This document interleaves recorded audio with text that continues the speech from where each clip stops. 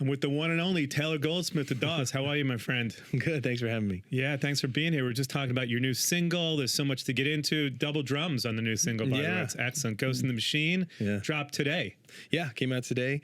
It's my brother and our producer, Jonathan Wilson, and then they both overdubbed a bunch of percussion and things like that. And then for the we did like a live version of it. We had Luis Conte come and play, and that was really an honor to have him in the room with us too. Yeah, we were talking about that. When there's double drums, it's difficult to tell who's doing what, and there's so much going on. And you were saying it's going to be hard to pull that off live. Yeah, my brother keeps telling me, he's our drummer, and he keeps telling me like, we can't do this one. And I said, well, we have to. I got to figure it out. So maybe we'll have our, drum tech come, and he's a great drummer too. Maybe he'll come play a bunch of percussion. If you need me, I'm available for percussion or whatever. I want to talk about the new record, Misadventures of Doomscroller, your career, your history. Obviously, there's so much to get into. But take me back to the beginning, if you don't mind. The show is a little bit about your history and everything, Taylor. So you grew up in Malibu, which I think you moved there at like 11, right? Yeah. We were Glendale before that.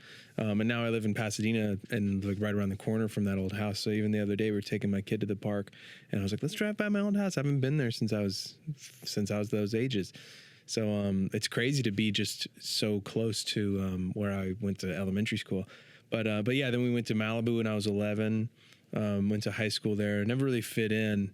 Not that I didn't enjoy it. It's probably one of the most beautiful places in the world, but I never learned to surf. I never could figure out a way to really be a part of a beach community.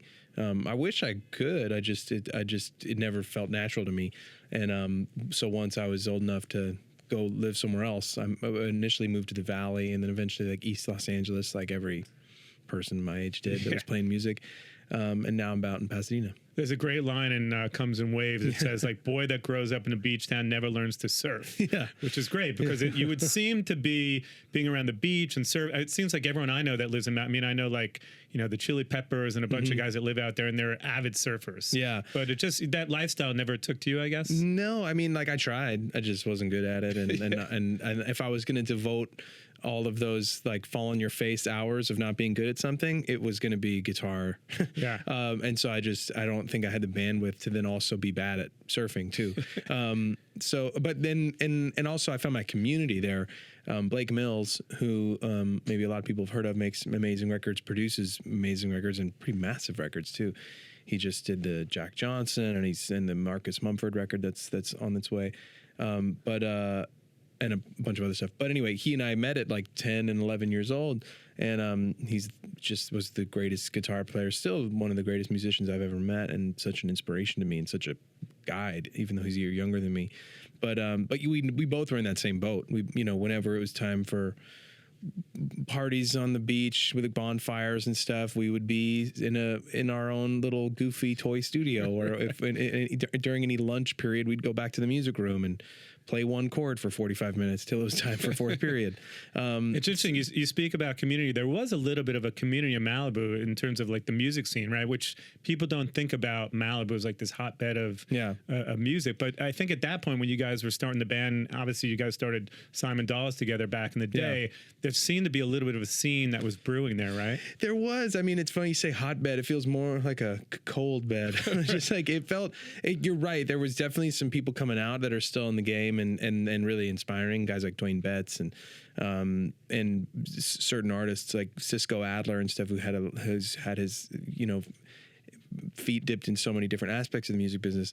But in my estimation, I hope these guys wouldn't mind me saying it, it was very much behind the curve. Like Malibu, the things that were the cutting edge just felt way off target in terms of what was cool in like the year 2003 when I was graduating high school.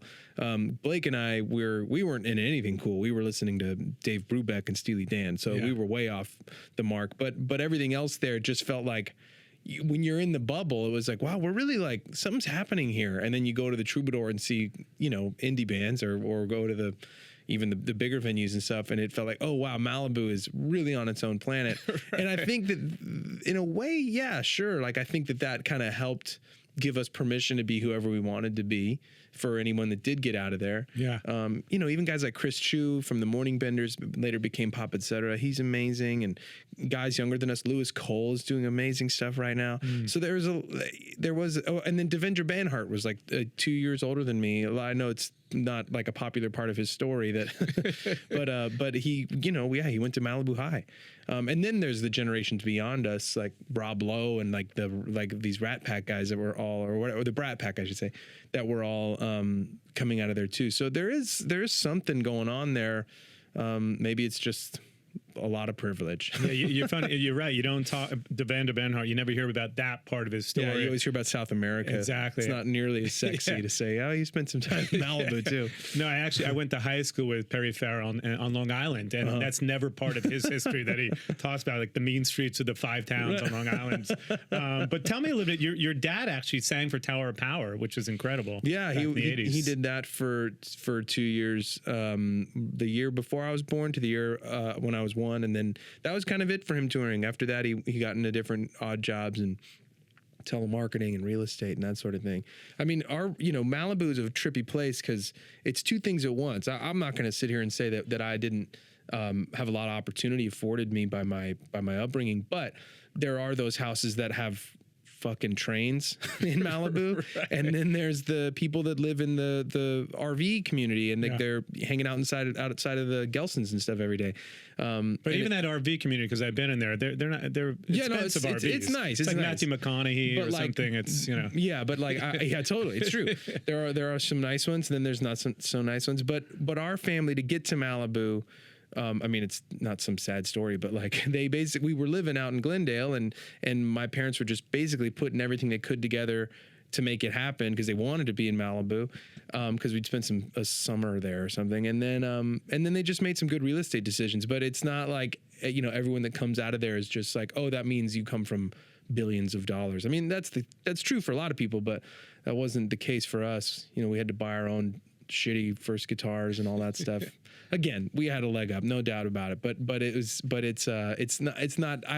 Malibu's always a tricky word, frankly, because I feel like you say it and people immediately are like, "Oh, I know you," and it's like, I get what you mean, and that's fair, but it's not necessarily totally accurate. Definitely. But you grew up around. You were talking about Steely Dan. I think the Replacements were a big inspiration for you growing up, right? They were eventually. I mean, now like Westerberg's one of my favorite songwriters, but I don't think I was edgy enough to get it at the time. I think my trajectory musically was a trip because at first it was who could flex their muso muscles the biggest, and so that's why I think Steely Dan and Dave Brubeck and was freaking me out. And then finding like Queen stuff that was I love, but it was definitely extreme music in terms of its musicality. And I didn't understand so much of this rock and roll spirit. And Blake and I kind of learned that shoulder to shoulder through producers and mentors, namely Tony Berg, who was a big deal for us when we met him. We were like 17 or 18, and he's like, I get that this is what you like, but you need to understand why the Stones are important. You need to understand why Bowie is Bowie and why Elvis Costello is Elvis Costello and the Kinks are the Kinks. And that was much more of a foundational education, and that allowed me to understand why something like the Replacements are the best, stuff like that. To me, it was like, who can sing the highest, who can play the fastest. Yeah. And now I don't care about that stuff really at all. Like oftentimes the worse a singer is, the more I get fired up by it. Yeah. It's funny you talk about the simplicity of even bands like the Stones. Charlie Watts is such an incredible drummer, but a lot of people mistake the fact that he was simple, that he wasn't as great as a drummer like Bonham or Neil Peart. Totally. And I think a guy like him speaks to that ineffable quality in any important artist or group where it creates its own DNA. Like when Keith starts an open tuning riff and Charlie comes in with his thing, the sound that those two guys make, specifically them, I mean, obviously the whole band, but to me, like the core is really those two. Like when that starts, that's a sound that will never be found anywhere else on the planet. And to me, that's so much more special than quote unquote chops, or being able to fly around the toms or something. So like that's the thing that I feel like my eyes were open to, recognizing that DNA, whether it's a bunch of monsters like the guys in Guns N' Roses, or if it was the guys in REM, because they both have that thing where you cannot find this sound, this thing, this living, breathing thing anywhere else. Definitely. So you meet Blake, you both go to the same high school, and immediately you form this bond and you start to make music together. So talk to me about how Simon Dawes kind of formed, and obviously the direction musically to where you are today, because Dawes has taken there's a big difference between Simon Dawes, how you started, and today. I think you're like 8 records in now. Yeah. And congratulations, because by the time this comes out, the new record's dropping, so it's your 8th record. So we'll get into all that. So yeah, like when we met, it was like we were just trying to figure out how many notes you could put in a chord and just make it as fucked up as we could, but not in like a break the rules fucked up, but more like look at how smart I could be fucked up. Intellectual music. Yeah, I mean, but for 15-year-olds, so it was by no means intellectual music, but it was just like how fast can we fly around, and which I think in the long run was good for our theory minds, like how to create harmony, how to that stuff. It was important at that time to try to write those kinds of songs. And then as time went on, that became like we started to realize like, oh, there's not a lot of taste in this. At least I know that's a subjective thing, but at least our tastes weren't to be found in here. And that's kind of when we did start discovering Bowie and the Stones and the Beatles and Dylan. Obviously, we had grown up knowing every Beatles song, but just like kind of unearthing that even deeper level of why that was so important. For me, it was like going from being I could say succinctly by it being going from being a Paul guy to a John guy. Yeah. That might be problematic for some people, but whatever. That's how I see it. By the way, it's interesting. When I watched the documentary just a few months ago, I didn't realize that Paul really became the leader of the band the last few years, and I always thought Lennon was sort of his band. But you really see how Paul even says that in there. He says like this was you've always been the leader, and from watching it, you're like that's not the case at all.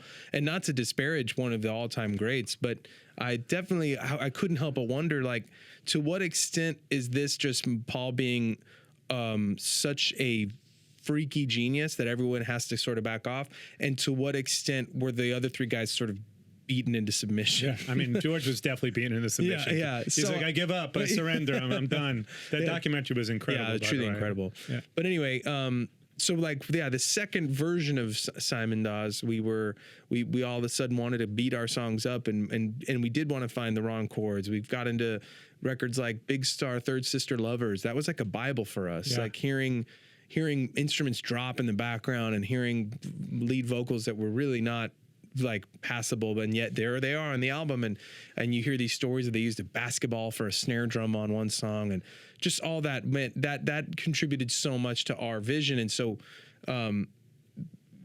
from there we met Stuart Johnson, who became the drummer for Simon Dawes. He had a studio in his living room out in Venice, and we would just go there on the weekends. I was like in college. I only went for a couple semesters, and Blake was finishing his last year at Malibu High, and we would go there every day. And Stuart was older, right? Stuart was older. He was older. He was like in his late 30s when we met him, and we were almost 20.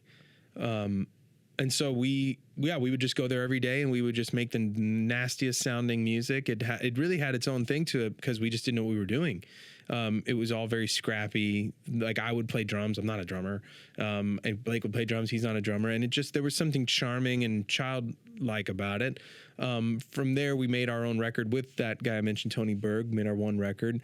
We tried to do as much touring as we could. We would sort of like bargain with bands to take us on tour. Like Band of Horses, God bless those guys. They needed other members.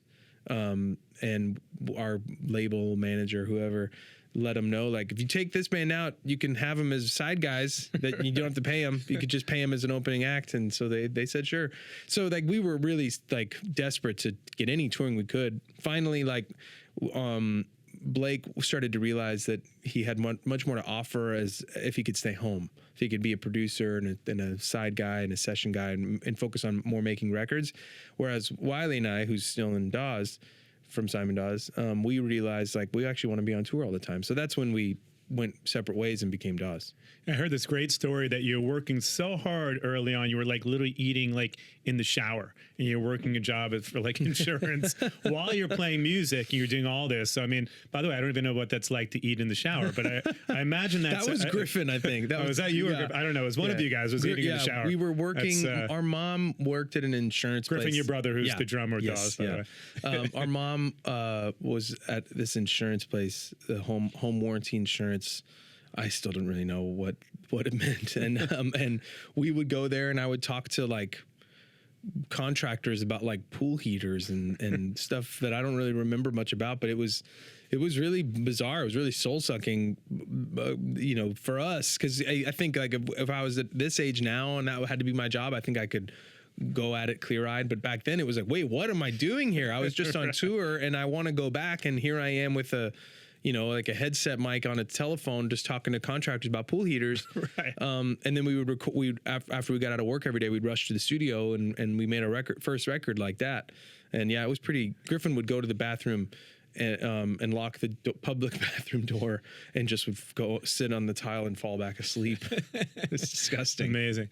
I mean, do you guys I'm sure you get along quite well. I hear it's not like, the Oasis brothers or Chris and Rich Robinson, but you guys get along incredibly well, right? Yeah, we've made that basically our top priority. I think before the music, before the money or anything, not that there's too much of that, but before any of that stuff, it's always like, how do we make sure he and I are always on the same page? And that goes for all of us. I feel as close to Lee and Wiley as in a lot of ways as well. We're always making sure that it's not like a democracy. It's not like, well, 3 guys voted for it, so sorry, Taylor, we're gonna do this show. It's like we all have to get to a place where we're actually voting the same way, and we keep talking through it until we're there. So yeah, I think that's something. I'm sure you can attest to this. Like when that's gone, and someone's just on stage taking the check, and it's not worth it anymore. And the people that can tell even before the people on stage are the fans. Definitely. I think that when the magic's gone and you're no longer a quote unquote gang, the people that know first are the people that wanted to be in your gang. And there's so many bands that are phoning it in, and at that point, it just doesn't make sense anymore. But in terms of pivotal moments for the band, I mean, would you say that like When My Time Comes was sort of the pivotal moment for the band, and that record, and that really taking you to the next level, would you say? Yeah, totally. I mean, weird thing about that song was that we finished the record without it. We had a 10-song album with no When My Time Comes on it. And we were just sort of sitting on this album, hoping that we could figure out a way to tour it or release it. We had no label. We had no managers. We were back at the insurance job. At this point, I might have been doing like online marketing for bands, which was like... What does that mean even? It was really like anytime that anyone out there is hiring an online marketing person, make sure it's not like what I was doing. I would just call... I just called these people, like people that like now cover some of our stuff, but it was like... the muzzleofbees.com and Consequence and all these like reputable blogs and sites and stuff. Yeah. And I somehow, because of my boss, I would just be given this like list of phone numbers. I'd call them and I'd say, hey, would you like to cover this band that, we were getting paid to like online market? And these people constantly like, how'd you get my number? Never call me again. They blocked you. Yeah. And so like I was like, is this what all online marketing is? It's just some dumb kid just like cold calling saying, hey, here's a band you've never heard of, would you consider covering it? So yeah, it was a weird job, but anyway, that was what I was doing right after we'd recorded, and when we were just kind of in this limbo of what's going to happen next. Honestly, when we made North Hills, it felt like, I'm glad we're doing this because this is probably it. I'm glad we're going to be able to make this so that when I show all my friends at regular jobs, hey, look, I made a record that one time. So for it to have turned into like a door opening and for us to have a career was really cool. But I do think that When My Time Comes, making it on the record last minute was really pivotal because basically we had the record done, we were showing friends, and then when there was one night in particular, some friends were over at our house. We all lived together. Griffin was in the garage. Like it was like a pretty beat up spot out in the valley. And our living room was just a rehearsal space. Wiley hated it, so he was never there. But one night, a lot of friends were over, and I started playing the riff to When My Time Comes, and I was singing the chorus, and they were like, "What is that? You have to tell me what that is. I said, it's just a idea. And I've never written the verses for it. It's just a stupid chorus idea. And he said, you have to finish that now and you have to go record it immediately because it's really important. And he was right. And it's going on the record. Yeah, and it needs to get on the record. And we were like, well, we're out of money. Our producer's the man, this guy, Jonathan Wilson, who still produces a lot of our records. But we don't want to like, hey, can we go back? Like we've already asked so much of him. He's already done us so many favors. That record cost us like $5,000. Like it was, and which was all we had. Amazing. And then like serendipitously, Jonathan called us and said, I'm putting together this Roy Harper covers album. I don't even know if it ever came out. And I'm getting everyone I know to come cover a Roy Harper song. And I said, sure, but if we come early enough, if we finish early enough, could we maybe just try to do this other song really fast? And I could tell he was a little like, oh man, like here these kids go again asking me for favors. But he's a really good dude. And he said, okay, sure. If we finish early enough, let's do this other thing. And meanwhile, I couldn't finish writing the song. I had the first verse written and the choruses, but I needed another verse. And so we did the Roy Harper song. I had my notebook on the music stand, and I was like, I guess we're going to get to When My Time Comes. I have to figure out the second verse. And so I just kind of wrote something right before we recorded it. It was kind of like as it was happening, that last verse came out, and then we recorded it. But it very much was like the last chance to make that album. And then once it did, we didn't know it meant anything. We were just like, okay, that other song's there now.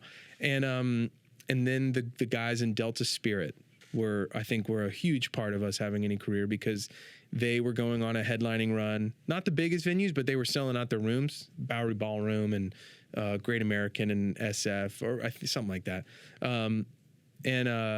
I don't remember where the LA show was, but like 500 to 800 people, sometimes a little less, sometimes a little more. And they said, like, we want to bring you guys on tour, because we toured together a little bit with Simon Dawes. And they said, like, our agents are telling us no. Our managers are telling us that we can't bring you. That's a vote of confidence. Yeah, but we're gonna bring you, and we're gonna be able to pay. But because no one's saying it's okay, we can only pay you $50 a night for the whole band. Amazing. So our guarantees were $50. Oh, God. And it was 2008, basically into 2008. Our record officially came out in 2009, but we had these physical copies in 2008, which, as people will remember, was the height of the recession. Yeah. So we basically were like, we scored because gas was $1.60, and we were driving all the way to Atlanta and all the way to New York and all the way to Seattle and all the way to Texas. And we thought for sure, like, we're not going to be able to do this whole tour because it's just too much.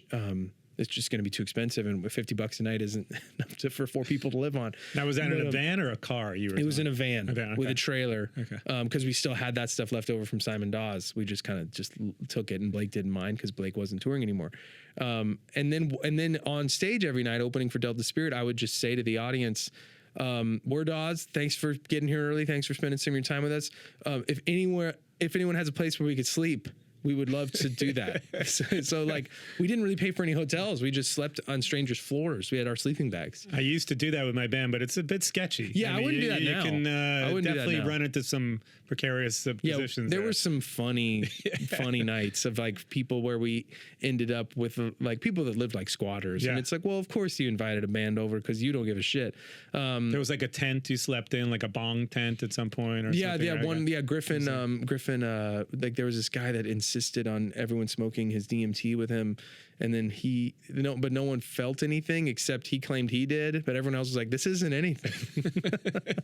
I didn't do it. I was in the van sleeping. I was shivering, but I was trying to sleep in the van by myself because I was too much of a wimp to indulge. It's funny because the song that actually dropped today, literally today, as we say here, Ghost in the Machine, is about this. It's about your early years, and it's about, sleeping in, bong tents and touring in vans. So tell me about those early years. I think one of your first tours was actually, I think you toured with like Maroon 5 and Incubus. Yeah. Those were Simon Dawes days. Like, Incubus was Dawes too. Or no, that was Simon Dawes. Okay. That was, it's funny you mentioned those two. Maroon 5 was the first Simon Dawes tour, and Incubus was the last Simon Dawes tour. Maroon 5 was hilarious because we had no idea what touring was.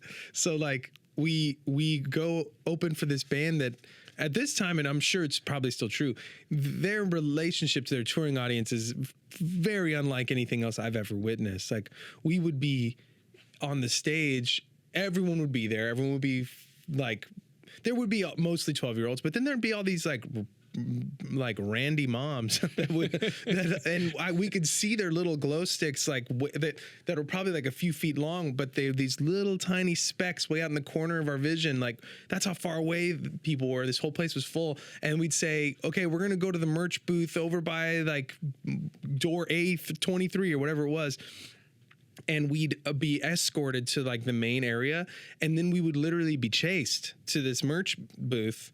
We felt like the Beatles, and we thought, like, this is touring. This is just what our lives are. Like, we really had no basis of comparison. So we just thought, like, I guess we did it. I guess this is just, and the reality is they had no idea who we were. They didn't even care about us. They didn't like our music. They just were psyched to be at rock and roll concerts, and anyone that was on the same stage as Maroon 5, they treated that way. But it was really extreme because we'd go to our dinky little minivan at the end of the night that's next to their fleet of buses, right. And there's all of these women and men hanging over the edge like, where's Adam? Where's all these people? And taking their tops off and asking us to sign their bodies. And it was just very extreme and very like mind-bending for our 18-year-old brains. Now, what were you getting paid for that show? Because you got $50. Oh, I think it was like $800 or something like that. This was Simon Dawes days, so this is well before the $50 a night Dawes show. But Maroon 5 had more of a budget. But even still, that was their bass player. I think at the time really liked our band. Okay, but they didn't. They were just doing us a massive favor. I don't obviously we weren't worth any tickets. No one knew who the hell we were. We had an EP out that had 4 songs on it, only physical copies at that time. And then, by Incubus, everything was just like the wheels were coming off, and it was like we clearly, no one was having fun anymore. And we, with Incubus, we were playing to thousands and thousands of people. They were really massive. I guess they still are. And at the end of the night, we'd go check in with like the merch rep, like, so how'd we do? And they'd be like, you sold 3 CDs. And it's like, we played for 8,000 people. And just no one cared, and we didn't either. It goes back to what you and I were saying. Like, when the spark is gone on stage, like, everyone else is gonna crumple it up and toss it aside, because why would they give a shit? Yeah, though I can't speak for Maroon 5. Brandon Boyd's a great friend. They're great guys. Yeah, so they hopefully, really are. No, that part of it was amazing. We'd hang out with them every night, Mike and Ben and Brandon. That part was amazing. Yeah. It was just that the audience didn't care about us. Even though those guys, they offered us the entire tour. It was like 2 months of shows, like, which doesn't happen. Like, normally, if you're gonna give some small band a leg up, you'll give them a week. Definitely. But these guys gave us 8 weeks, and it couldn't have been a more ideal situation for us to just recommit, but instead it broke everything down. So it's incredible. You have this amazing career. I think you're 8 records in now, 14 years. How are you feeling about the state of music these days in terms of the new records just coming out in a week or so? Yeah. You have a single that dropped today. I mean, in terms of when you started in the van to now, how are you feeling about the state of music and obviously Dawes at this point? I wonder if every creative person feels this way, but I'm always 6 months away from needing to go like work at a restaurant or something in my own brain. I think we're all like that in the music industry. Yeah, it's always about to be totally over. Yeah, and and it never is, but that's how it always feels. And it's still true right now. I think part of that feeling is important. I don't think it's healthy, but I do think it's motivating. It keeps me working hard. I wish I could work hard without that feeling going on in the back of my head, but it's always there. But yeah, I've always felt like I've barely snuck in when like no one was looking, and I'm just standing in a corner getting to do this for a living, not on the big stage, but on a stage. And so for that, I'm grateful. But I'm always like, man, wow, that band's playing MSG. I want to do that. But I'm not. I think when I was, when we were making our first, second, third, fourth records, it felt a little more like maybe this is it. Because initially you were saying you just wanted to be a songwriter and be on stage, right? Yeah. So, I mean, I think having that 20-year trajectory or 20 album trajectory, and you're already like 8 albums in, you're already almost halfway there. Yeah, no, totally. So, and that has been, over time, that did become the the goal, like just to stay in the game, stay in the fight. And that's happening. And so for that, I'm truly grateful. I mean, I also think that right now with the way that music is broken and sold, like, you know, I'm 36, I'll be 37 next month. And like, all love to like all of the people that we work with, but when they try to talk to me about like getting better at TikTok, it's just like I know you're right. I know that that's like that is something that helps bands like on statistically or whatever, but it's also just not going to happen. Like, I mean, I've tried. I've gone on there. I've sang new songs that I've never released and stuff, and I try to like be true to myself, but yet active in this new space. But it's like this. I can't. No, nothing that good that's ever happened for Dawes is because of my social media prowess, and I think like we're lucky that this started for us when it did. We'd be even luckier if we were a band in the mid '90s instead of like the late aughts.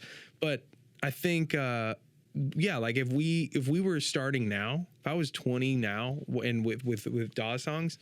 Honestly, I mean, maybe every band feels this way, but I don't think we would have stood a chance at all. I don't think we would have had any career, because our fan base it's really word of mouth. It's really about coming to shows. It's less about records. It's less about radio.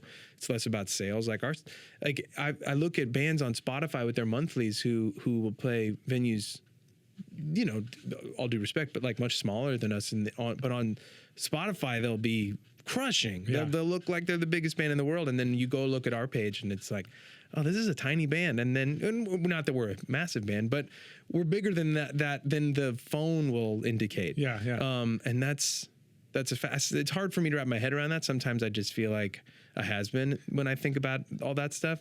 But then when I'm a little more clear-headed about it, I feel really grateful for that. It feels I feel like our life as a band, our relationship to our fans, it's very tactile. And that's pretty cool.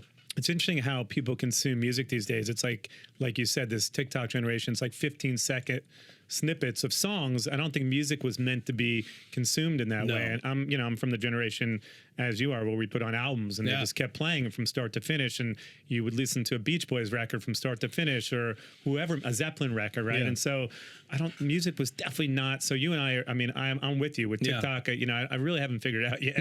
And I think like for us, there was a time where it's like, well, how do we entertain these people that like to be entertained in this weird way? But the reality is, like, I can't do that. I don't know what that is. I'm a bit of a completionist. I'm definitely like, if I put on a record, I want to sit in the car till it's done if I can. Totally. And that's why we made this new record.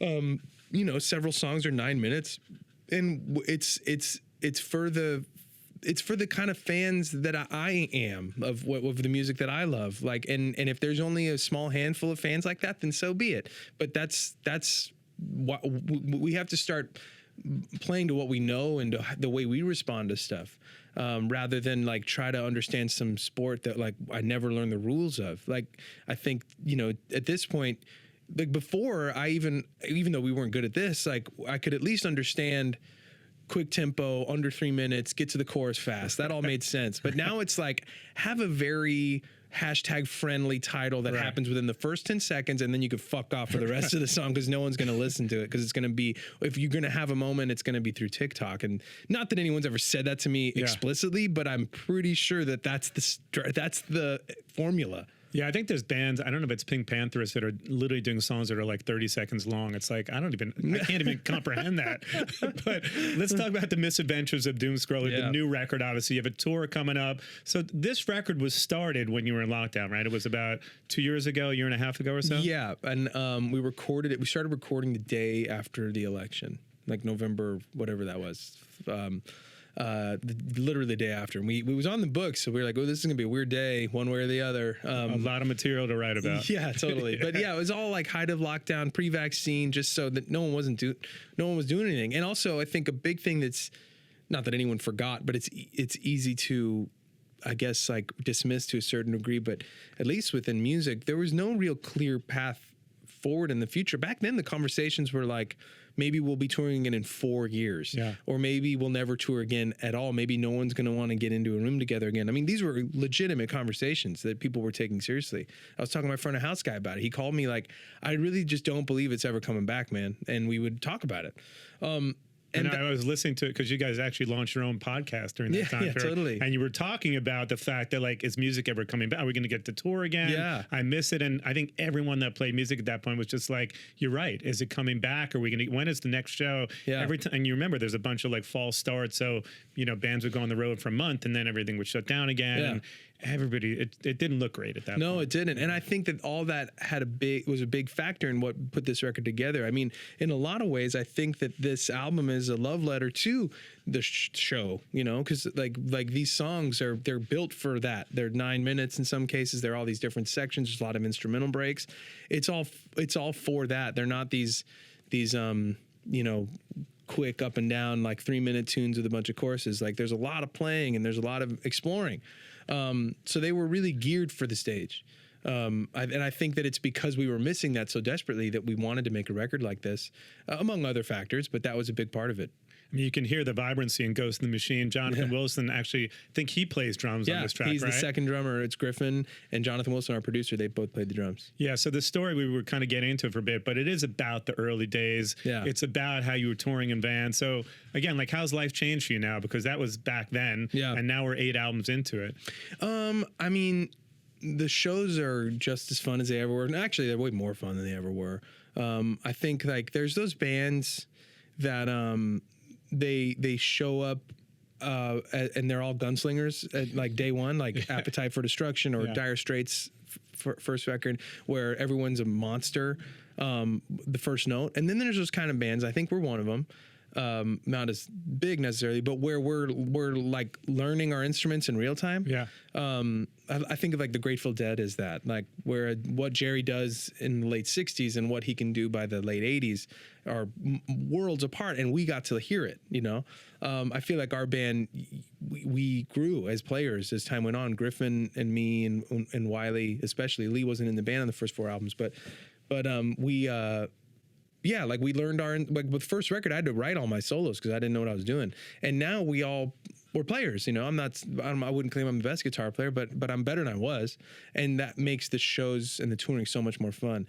The hard part about it is, like back then, well, first of all, you're bulletproof when you're 23. So right. I could drink and I could not sleep, and it wouldn't really matter. Sleep in teepees. Yeah. I could smoke fake DMT, and just and nothing could stop us. Like we would never sleep. We would always be driving. We'd be up at the crack of dawn. We'd play all night and drink, and we would sleep for 3 hours and do it all again. And no one was fazed. If I did that once now, I would ruin a whole run. I would ruin a whole tour just by doing that for one night. So like our operations are it's a lot more not fragile, but it's a lot more, we take it seriously, and we like life on the road is we live like Spartans. Like we're very conscious of like how to stay healthy, how to stay rested, how to stay in shape. That definitely doesn't, there's not a lot of rock and roll romance there, but I find that the bands that still do it, it's because that is their sort of guiding principle. Like I made jokes, like there was a time where you know, bands would cross paths at a hotel or at a venue or something, and they'd ask where the drugs were, where the cocaine was, and now it's like, where's the best smoothie in town? And where's the wheatgrass? Yeah, where's the lipospheric vitamin C? I'm out. So like, and that's definitely us. I mean, I part of me wishes we were a little edgier, but I think that's why we're able to do this. Do you romanticize about the early days though, touring in the vans and Oh yeah, I always joke that I'd really love to do a van tour for like 2 shows and then be done. Just do one more load out by ourselves in a shitty van trailer and then be like, cool, great, did that again. Now I want to go back home. I remember when I was touring my band a few years ago, there would be like 4 of us sleeping in a Motel 6 in a bed, the guys. Yeah. And I'm like, this is not glamorous, and I don't think people understand. Yeah. The singer might be staying in the 4 Seasons, but the band isn't. With our early days, we'd get one room. It'd be all of us and a tour manager, so 2 guys in each of the queen beds, and then we'd rotate out who slept on the floor. Griffin, my brother, who's 5 years younger than me, at the time he was 18, so he was even more resilient. So he was just such a like badass, like, and could handle anything. He's like, I'll sleep on the floor. So he kept doing it over and over every night, sleep on the floor. He's still sleeping on the floor. Well, now he's like probably more rickety than like he's always complaining about like a certain soreness and stuff. Yeah. But also he's a drummer and like he uses his body in a way that I can't relate to. But also another hard part about touring now versus then is that I have a kid and I have another one on the way. Yeah. Congrats, by the way. Thank you. And before, when we'd be touring, I felt like the time at home was a pause away from my real life. And now I feel like it's the exact opposite. While I love the shows and I love everything about, like, I feel like there's so much of me in all of it. I feel in a certain way now, I feel like the tour is a pause from my real life back at home.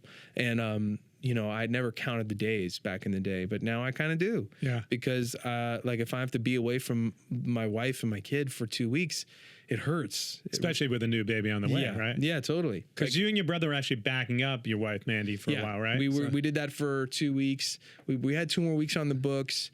I think my wife, I mean, this is one of the coolest qualities of hers, but she's not scared of anything. And so when her doctors were sort of reminding her, like, well, you're going to be 6 months pregnant and your kid's going to be with you and touring's hard and sleeping on a bus is hard. And she was like, yeah, I got it. Don't worry about it. And then it just, as time went on, in that first 2 weeks, the shows were a blast. She was handling like a champ, but it just got to this place of like, we're getting close to this maybe being irresponsible for an unborn kid. So like she was just lifting bags and just couldn't sleep as much as she needed to. And it just became clear, like, for the sake of this baby, like, this isn't the time to do this. I love the fact, like, her spunk and her willingness to get out there. I also love the fact that she was willing to call it when it became clear that needed to happen. Cause I think, that's also really hard too. Yeah. Do you write together a bunch? You do, right? Her whole record, we wrote every song together along with our producer, Mike Viola, who's a genius, and everyone should go get his records too. Yeah, definitely. Well, talk to me a little bit about the Basement tapes, because obviously it's incredible. You took these Bob Dylan lyrics, you and Elvis Costello, and the fact that you got to do that is probably, I'm sure, a highlight of your life, right? Oh, yes, easily. Talk to me about that whole process, what it was like. I even heard that you saw Dylan, like, in the hallway while you were recording, I think at Capitol or something, and, like, he didn't really acknowledge what you were doing, but he knew they were doing something probably pertaining to him, I guess, right? Well, I don't even know. I mean, it's funny because T-Bone produced it. T-Bone had no idea who I am. When he asked Marcus Mumford to get involved, Marcus said, sure, I'll do it, but please invite my friend Taylor. He'll be good for this. Yeah. So I was really ever there just out of the generosity of Marcus and the thoughtfulness of Marcus. So getting there and meeting T-Bone and meeting everybody else. First of all, I'm an obsessive Elvis Costello fan. I don't know if obsessive is the word, but the kind of fan that, like, spans the decades. Yeah. I'll talk about songs from the 2000s. I'll talk about songs from the 70s.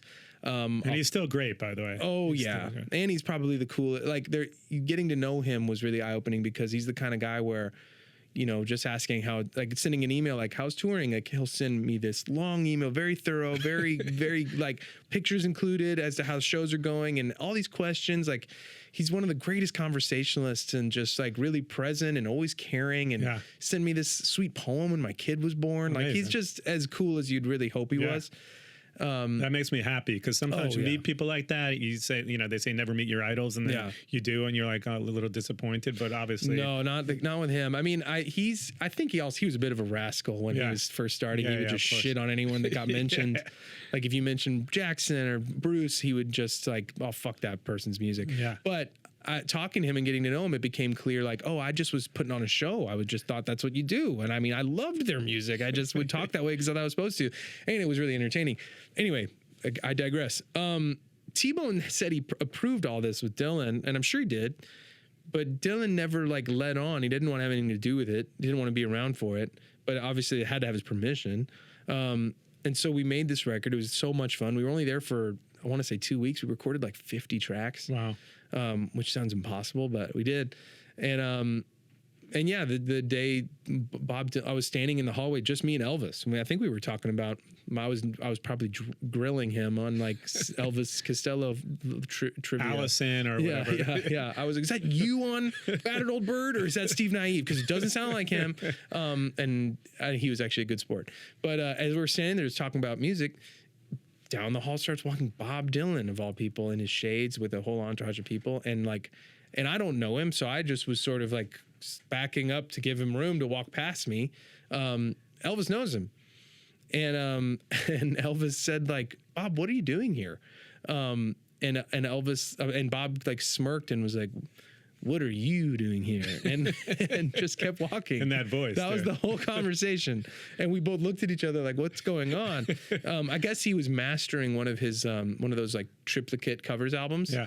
I don't know which one, but one of those was getting mastered, and that's why Bob Dylan was there. So it really wasn't related to the fact that we were there, or maybe he knew that we'd get a kick out of the fact that he was in the other room while we were all cutting lyrics of his. By the way, he knew what you were doing there.